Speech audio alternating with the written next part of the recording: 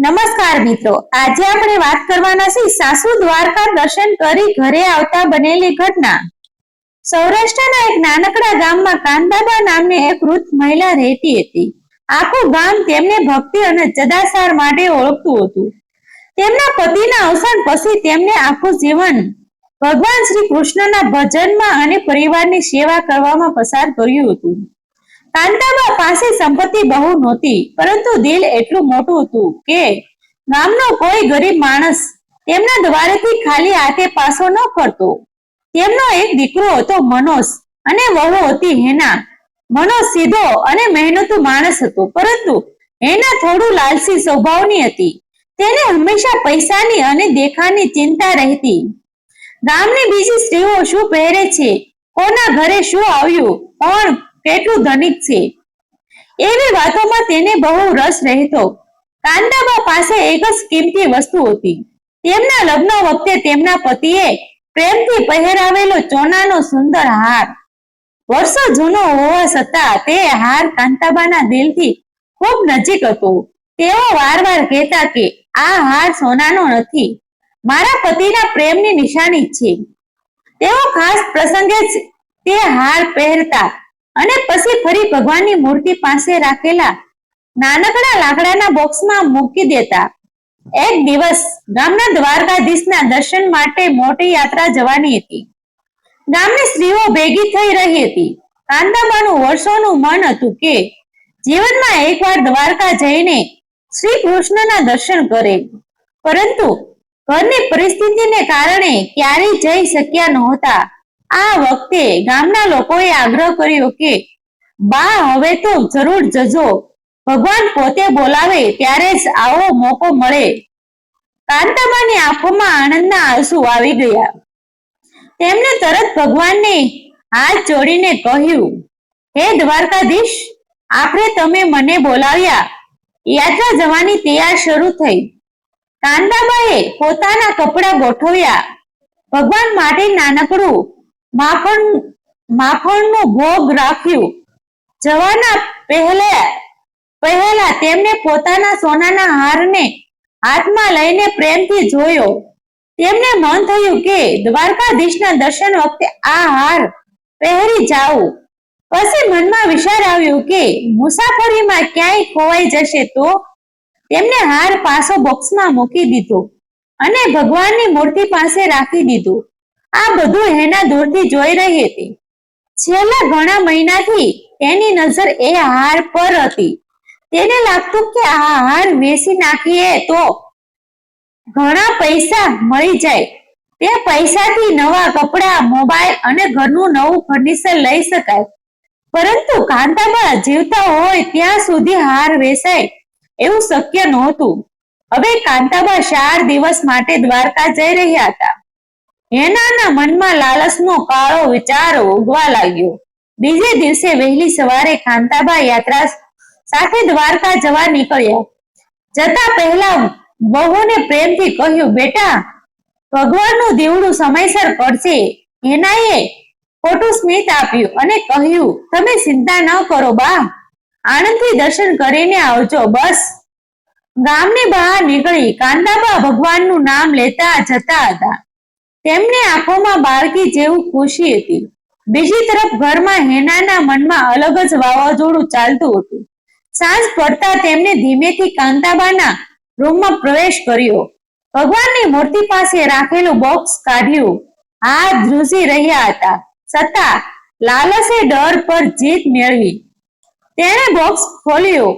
અંદર ચમકતો સોનાનો હાર જોઈ તેની આંખોમાં ચમકી ઉઠી। આટલું સોનું આખું પડ્યું છે અને બા એને માત્ર યાદગીરી કહીને રાખે છે, તેણે મનમાં કહ્યું। બીજે જ દિવસે હેના ગામના સોની પાસે પહોંચી। સોને હાર જોઈ તરત ઓળખી લીધું કે આ જૂનો અને કિંમતી ડિઝાઇનનો હાર છે। તેણે પૂછ્યું, આ ક્યાંથી આવ્યો? હેનાએ ખોટું બોલ્યું, મારા પિયરથી મળેલો છે, થોડી દૂર છે એટલે વેચવો છે। સોનીએ પૈસા આપ્યા। હેના પૈસા લઈને ખુશખુશાલ ઘરે આવી ગઈ। તેને લાગ્યું હવે કોઈને ક્યારેય ખબર નહીં પડે। ઉધર દ્વારકાના દ્વારકામાં કાંતાબા ભગવાનના દર્શન કરીને ભાવ વિભોર થઈ ગયા હતા. ભીડ વચ્ચે જ્યારે તેમણે દ્વારકાધીશના ચરણોમાં માથું ટેકાવ્યું ત્યારે તેમની આંખોમાંથી આંસુ વહેવા લાગ્યા. તેમણે ભગવાનને કહ્યું, હે નાથ, હવે જીવનમાં કંઈ માંગવાનું નથી, માત્ર મારા પરિવારને સુખી રાખજો. તે રાત્રે મંદિરમાં ભજન ચાલતું હતું. કાંતાબા એક ખૂણે બેઠા ભગવાનનું નામ લઈ રહ્યા હતા. ત્યારે અચાનક તેમને અંદરથી અશાંતિ થવા લાગી, જાણે કઈ ખોટું બન્યું હોય એવું લાગતું હતું. તેમણે આંખો બંધ કરી ને પ્રાર્થના કરી. 3 દિવસ પછી કાંતાબા ગામ પરત આવ્યા. આખું ઘર ભગવાનના પ્રસાદની મહેકી ઉઠ્યું. તેમણે સૌને પ્રસાદ આપ્યો. હેનાએ પણ મીઠું સ્મિત કરીને પગે લાગી. પરંતુ કાંતાબાની નજર તરત ભગવાનની મૂર્તિ પાસે ગઈ. તેમનું મન થયું કે હાર જોઈ લો. તેમણે બોક્સ ખોલ્યો. અંદર કંઈ નહોતું. એક ક્ષણ માટે તેમનું હૃદય ધબકવાનું બંધ થઈ ગયું.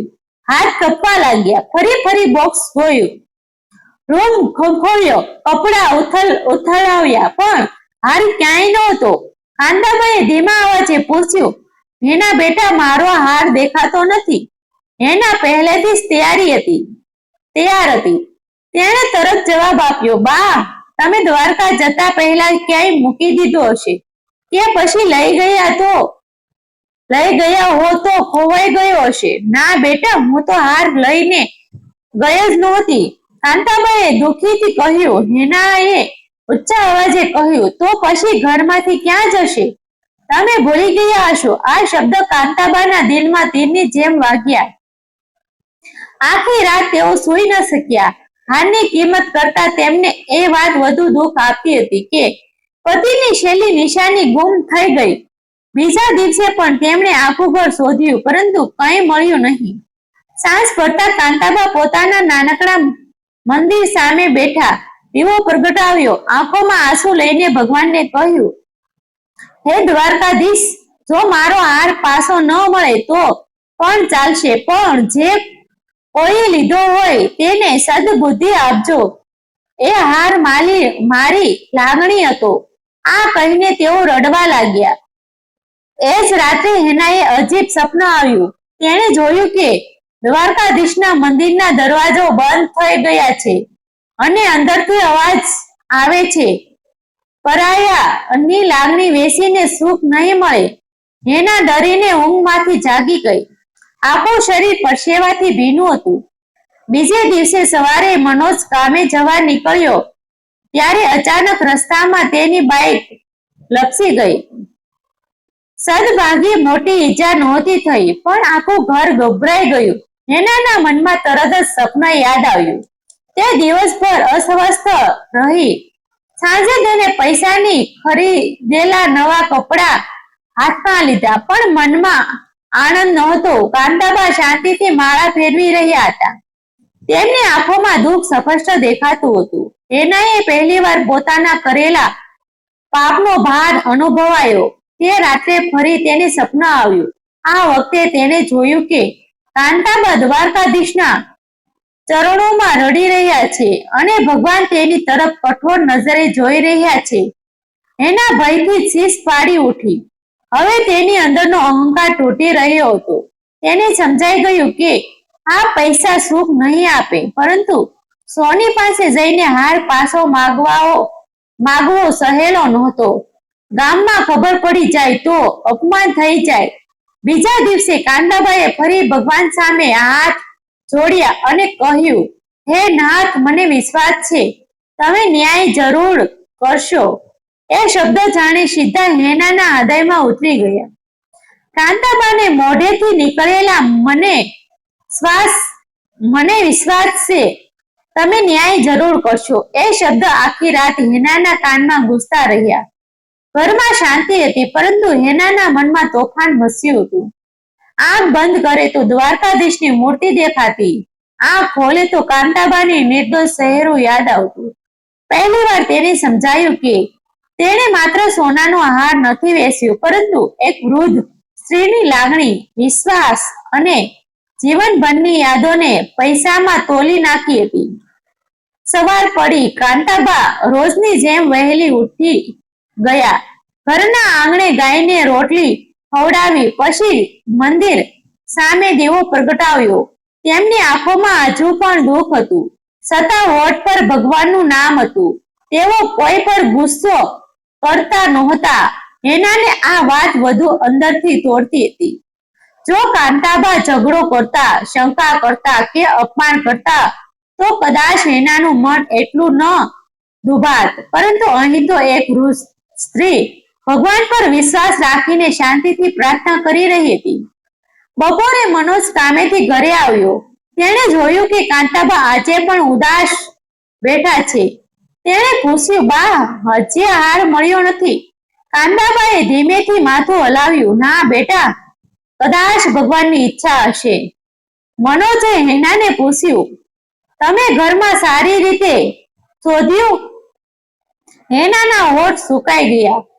તેણે આંખ નીચે કરીને કહ્યું, હા, બધે જોઈ લીધું. મનોજે પણ દુઃખ થયું. તે જાણતો હતો કે આ હાર બા માટે કેટલો ખાસ હતો. તેણે કહ્યું, હારની કિંમત નથી બા, પણ પિતાની યાદ હતી. આ શબ્દ સાંભળતા જ હેનાનું હૃદય ધ્રુજી ગયું. તે રસોડામાં ગઈ અને એકલી રડવા લાગી.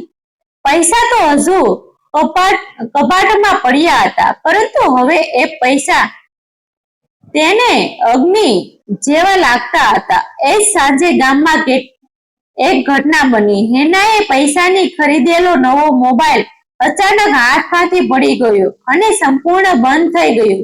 પછી ઘરે લાઈટ પણ વારવાર જતી રહી. નાની નાની મુશ્કેલીઓ સતત થવા લાગી. હેનાના મનમાં ભય વધી રહ્યો હતો. તેને લાગવા લાગ્યું કે ભગવાન તેને કોઈ સંકેત આપી રહ્યા છે. રાત્રે વરસાદ શરૂ થયો. આકાશમાં વીજળી ચમકી રહી હતી. કાંતાબા મંદિર સામે બેઠા ભજન કરી રહ્યા હતા. શ્રી કૃષ્ણ ગોવિંદ હરે મુરારી હે, નાથ નારાયણ વસુદેવ, એ ભજનનો અવાજ આખા ઘરમાં ગુંજી રહ્યો હતો. હેના પોતાના રૂમમાં બેઠી હતી. દરેક શબ્દ જાણે તેના પાપને ઉજાગર કરી રહ્યો હતો. અચાનક તેને લાગ્યું કે રૂમમાં કોઈ ઊભે છે. તેને ડરીને પાછળ જોયું, પરંતુ ત્યાં કોઈ નહોતું. છતાં તેનું મન કંપી ગયું. રાત્રે ફરી તેને ભયાનક સપનું આવ્યું. તેને જોયું કે સોનીની દુકાનમાં આગ લાગી છે અને તે સોનાનો હાર આગમાં બળી રહ્યો છે. કાંતાબા દૂર ઉભા રડી રહ્યા છે. એ જ સમયે દ્વારકાધીશની મૂર્તિ જીવિત થઈ અને બોલી, લાલચ માણસને અંદરથી ખાલી કરી નાખે છે. હેના શીશ પાડી ઉઠે. આ વખતે તેને નક્કી કરી લીધું, હવે વધુ પાપનો ભાર સહન નહીં થાય. સવાર થતાં જ તેને કબાટમાંથી બચેલા પૈસા કાઢ્યા. હાથ ધ્રુજી રહ્યા હતા.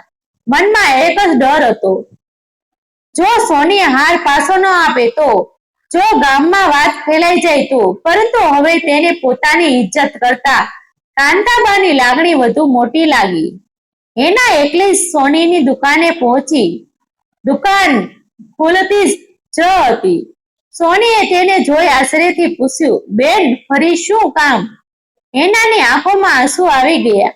તેણે ધીમે અવાજમાં કહ્યું, ભાઈ, મારો હાર પાછો આપો. સોની બધું સમજી ગયો. તેને ગંભીર અવાજે પૂછ્યું, સાસુ, કહો, આ હાર તમારો નહોતો ને? હેના રડવા લાગી. મારી સાસુનો હતો. મેં લાલચમાં આવી વેચી નાખ્યો. હવે મને મારી ભૂલ સમજાઈ ગઈ છે. સોની થોડા ક્ષણ માટે ચૂપ રહ્યો. પછી બોલ્યો, બેન, જ્યારે તમે હાર વેચવા આવ્યા ત્યારે જ મને શંકા આવી હતી. એટલા માટે મેં આ હાર ઓગાળ્યો નહોતો. એ સાંભળતા જ હેનાના ચહેરા પર આશાની કિરણ આવી ગઈ. સોની અંદર ગયો અને થોડા સમય પછી એ જ સોનાનો હાર લઈને બહાર આવ્યો. હેનાની આંખમાંથી ધોધમાર આંસુ વહેવા લાગ્યા. આ લો, સોની બોલ્યો, પણ યાદ રાખજો, વૃદ્ધ લોકોની લાગણી સાથે ક્યારેક ખેલ ન કરવો. હેનાએ હાથ જોડીને માફી માંગી. પછી તરત હાર લઈને ઘરે દોડી. ઘરે પહોંચતા જ કાંતાબા મંદિર સામે બેઠા હતા. હાથમાં માળા હતી. આંખ બંધ કરીને ભગવાનનું નામ લઈ રહ્યા હતા. હેના ધીમે ધીમે તેમની પાસે ગઈ. તેના પગ કપી રહ્યા હતા. બા, તેના અવાજમાં રડવું છુપાતું નહોતું. કાંતાબાઈએ આંખ ખોલી. શું થયું બેટા? હેના તેમના પગે પડી ગઈ અને જોર જોરથી રડવા લાગી. બા, મને માફ કરી દો. હાર મેં જ વેચી નાખ્યો હતો. મને પૈસાનો લાલચ આવી ગયો હતો. મેં મોટું પાપ કર્યું. કાંતાબા એક ક્ષણ માટે શબ્દ રહી ગયા. તેમની આંખોમાં આંસુ આવી ગયા. હેનાએ કપતા હાથથી સોનાનો હાર બહાર કાઢ્યો અને કહ્યું, આ રહ્યો તમારો હાર બા. ભગવાને મને સજા આપીને સમજાવી દીધું. કાંતાબાએ ધીમેથી હાર હાથમાં લીધો, આંખ બંધ કરી ભગવાનને યાદ કર્યા. પછી હેનાના માથા પર હાથ ફેરવી કહ્યું, બેટા, ભૂલથી મોટું કંઈ નથી, પણ ભૂલ સ્વીકારી લે તે માણસ સૌથી મોટો બને છે. હેના વધુ રડવા લાગી. બા, તમે મને માફ કરી દીધા. કાંતાબાએ પ્રેમથી કહ્યું, ભગવાન જ્યાં માફ કરે છે ત્યાં હું કોણ સજા કરનારી? એ સમયે મનોજ પણ ઘરે આવ્યો. આખી વાત સાંભળીને તે આશ્રયમાં પડી ગયો, પરંતુ કાંતાબાએ તેને રોકી દીધો. દીકરા, ગુસ્સો ન કરતો. ભગવાને પોતાની રીતે બધું ઠીક કરી દીધું. ઘરમાં પહેલીવાર સાચી શાંતિ ઉતરી. હેનાએ કબાટમાં બચેલા બધા પૈસા કાઢીને કાંતાબાના હાથમાં મૂકી દીધા.